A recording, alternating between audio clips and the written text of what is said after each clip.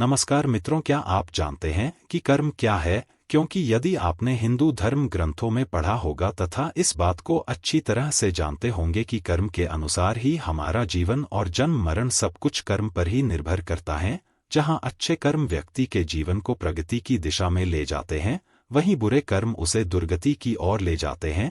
धर्म ग्रंथ के अनुसार मनुष्य को किया हुए शुभ या अशुभ कर्मों का फल अवश्य भोगना पड़ता है। इसलिए भगवान श्री कृष्णा ने गीता में कर्म को प्रधानता देते हुए यहाँ तक स्पष्ट किया कि व्यक्ति की यात्रा जहाँ से अंत होती है, अगले जन्म में वहीं से प्रारंभ होती है। कर्म के इसी सिद्धांत को सरलता से समझना के लिए जानते हैं। गीता के अनुसार कर्म तीन तरह: संचित कर्म और प्रारब्ध कर्म। अभी वर्तमान में जो कर्म किया जाते हैं वे सभी प्रियामणि कर्म ही कहलाने हैं, अर्थात जो मनुष्य कर्म में कर्म और कर्म में कर्म को देखा है वह सभी मनुष्यों में सबसे बुद्धिमान है और सभी प्रकार के कर्मों में लिपट होते हुए भी दिव्या अवस्था में राहत प्रकृति के द्वारा ही किया जाते हैं, परंतु अहंकार से मोहित अंतरण वाला अज्ञानी मनुष्य मैं करता हूँ ऐसा मानता है। गीता अध्याय 13 श्लोक कुंती प्रकृति एवं, अर्थात जो संपूर्ण क्रियों को सब प्रकार से प्रकृति के द्वारा ही की जाती हुई देखा है और अपने आप को अनुभव करता है, वही यथार्थ देखा है।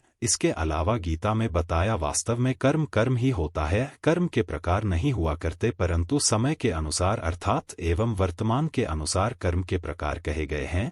इस प्रकार कर्म तीन प्रकार के होते हैं: एक संचित करना, दूसरा प्रारब्ध कर्म और तीसरा प्रियमना कर। यह तीनों संचित करना, प्रारब्ध कर्म और क्रियामान कर्म का निरूपण हमारे संतों ने अपने गमे गीता उपनिषद आदि का प्रमाण देते हुए किया है। चलिए जानते हैं कि यह संचित, प्रारब्ध और प्रियमन कर्म क्या है। पहले है संचित करना। संचित का अर्थ होता है या इकट्ठा किया हुआ। इस प्रकार संचित कर्म का अर्थ है वो कर्म जो एकत्रित है, अर्थात संचय किया हुए कर्म या इकट्ठा किया हुआ कर्म। संचित कर्म अर्थात अनेक पूर्व जन्मों से लेकर वर्तमान में किया गए कर्मों के संचय को संचित कर्म कहा गया है। यह कर्म अनंत है क्योंकि हमारे अनंत जन्म हो चुके हैं और उनमें नए नए कर्म जाकर एकत्र होते रहते हैं। गीता में संचित कर्म का संकेत देते हुए कहा गया है: श्री भगवान वोच बहुनी में व्यतित्व ने जन्मानी तब 4 जून तान्या हम वेद सर्वानी नटवा परंताप। अर्थात भगवान श्री कृष्ण अर्जुन से बोलते हैं, है अर्जुन, मेरे और तेरे अनेक जन्म हो चुके हैं,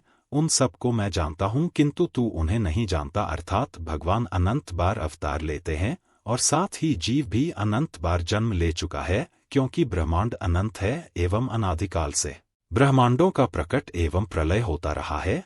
अतः जीव के अनंत जन्म के किया गए अनंत कर्मों अर्थात संचित कर्म के बड़े में भगवान जानते हैं, परंतु जीव को उन कर्मों के बड़े में जानकारी नहीं है, क्योंकि हमें इसी जन्म में किया गए सभी कर्मों का ज्ञान नहीं है। तो फिर हमारे अनंत जनों के कर्मों का ज्ञान कैसे हो सकता है? अतः संचित कर्म हमारे ही किया गए निकौन जनों के कर्मों का संग्रह, जिन्हें हम नहीं जानते परंतु भगवान अवश्य जानते हैं, क्योंकि वो ही हमारे सभी कर्मों का फल देते हैं। दूसरा है प्रारब्ध करना।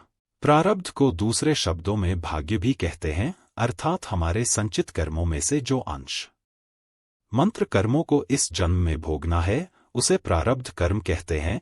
इसके अलावा हमारे जन्म से पहले और हमारे कर्मों के अनुसार हमें इस जन्म में किसके घर में जन्म लेना है वो भी हमारे प्रारब्ध कर्म द्वारा ही निर्णय होता है। इस तरह संचित कर्म में से थोड़ा सा अंश मंत्र को निकालकर हमारा भाग्य निर्धारित किया जाता है। सरल शब्दों में हमारे जीवन में जो कुछ अच्छा बड़ा घटित होता है और जिन पर हमारा नियंत्रण नहीं होता वो सभी प्रारब्ध है।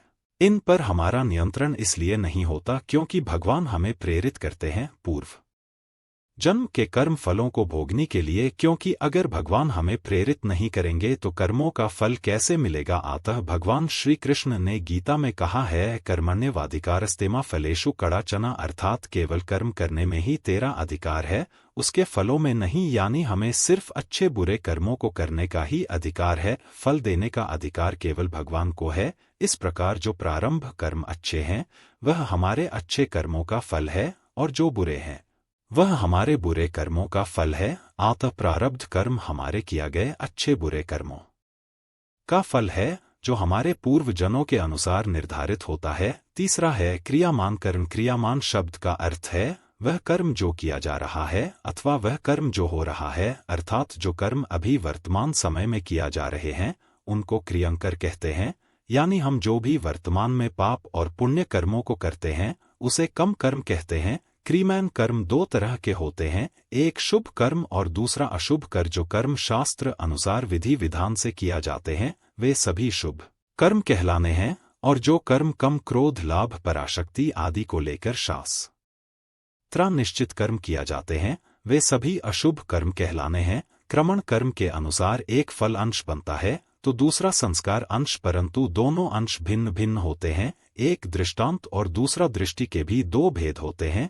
तात्कालिक और कलंतरी जैसे स्वादिष्ट भजन करते हुए जो रस आता है वह अत्यंत सुखद होता है तथा उससे प्रसन्नता मिलती है और तृप्ति है, वही दृष्टांत का तात्कालिक फल है। और भजन के पश्चात आयु बाल आरोग्य आदि का बढ़ाना दृष्टांत। इसी प्रकार अदृश्य अंश के भी दो भेद होते हैं, लौकिक और पालौकिक। जीते जी ही फल मिल जाए इस भाव से यज्ञ दान तप तीर्थ व्रत मंत्र जाप आदि शुभ कर्मों को विधि विधान से करना और पुत्र धन्यश प्रतिष्ठा आदि की प्रताप होना, यह सभी अदृश्य अंश का लौकिक फल है। और करने की प्रताप हो जाए इस भाव से यथार्थ विधि विधान द्वारा यज्ञ दान तप आदि शुभ कर्मों को करना अदृश्य अंश का पालौकिक फल है। यह दृष्ट का कालांतरिक फल और अदृश्य का लौकिक फल दोनों एक समाज ही दिखते हैं, फिर भी दोनों में अंतर होता है, क्योंकि जो कल आंतरिक फल है वह सीधे प्रकार से मिलता है, प्रारब्ध बनकर नहीं, परंतु जो लौकिक फल है वह प्रारंभ बनकर ही मिलता है, सीधे प्रकार से नहीं। कर्म का सिद्धांत जैसे को तैसा के आधार पर कार्य करता है। अगर बड़े बुजुर्गों की भाषा में कहा जाए तो आपने जैसा भी बोया है आपको वैसा ही फल प्राप्त होगा। अर्थात यदि आप दूसरों के साथ अच्छा व्यवहार करते हैं तो इसका फल आपको इस जन्म में या आपके आने वाले जन्म में अच्छा ही मिलेगा। ठीक इसी प्रकार यदि आप दूसरों के साथ बड़ा व्यवहार करते हैं तो कभी ना कभी आपको भी उसके अनुसार बड़ा फल ही प्राप्त होगा। कभी कभी कर्म का फल कम कर्म और प्रारब्ध कर्म दोनों को मिलकर भी प्राप्त होता है। अर्थात जब कभी हम सोचते हैं कि इस जन्म में तो हमने बड़ा कर्म किया ही नहीं तो हमारे जीवन में इतनी मुसीबत या कष्ट क्यों होती है, तो हो सकता है